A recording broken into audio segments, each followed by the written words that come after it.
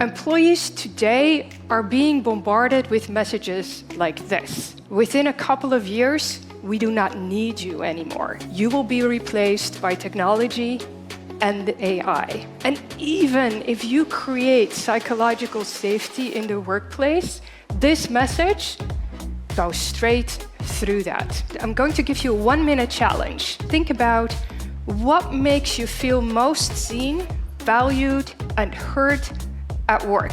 I'm going to give each of you 1 minute to share it with the person sitting next to you, and then 1 minute for the other person to share it back to you.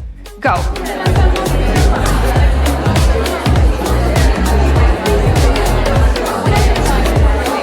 We need to understand more about what makes people thrive. How can we create meaning and purpose? And what can we do with people?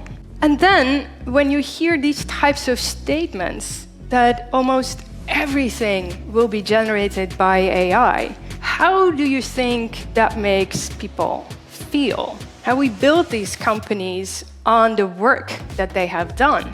And now we're saying, well, thank you.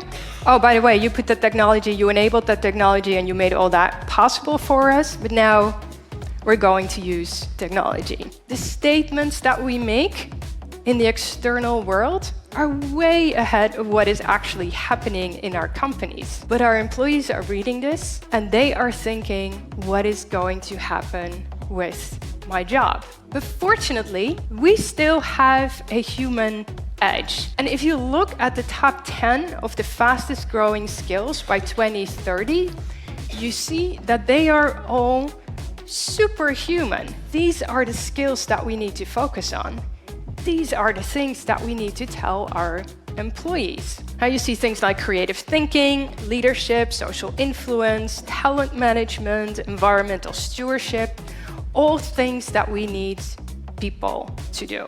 It is okay to use technology to replace those aspects of work that are focused on efficiency. But we absolutely need to divide that from what is uniquely human, what people need to do. Empathy, emotional intelligence. We constantly hear these messages about the end of work. And I wanted to encourage you a little bit by giving you all these headlines from about a century of newspapers. We have been predicting the end of work for a very, very long time. And as we all sit here, I think we can say, well, instead of having less work, we all have more work than we had 5 years ago, right? Yes, everyone nods, okay. So what I am going to leave you with today is have one conversation with a team member and ask them this question: what makes you feel most seen,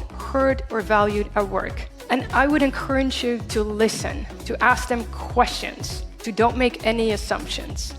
Because what you will hear will be different from what you expect, and it will change everything. Vă mulțumesc foarte mult că ați fost alături de noi. Sper ca discuțiile să fi fost interesante și utile pentru dumneavoastră.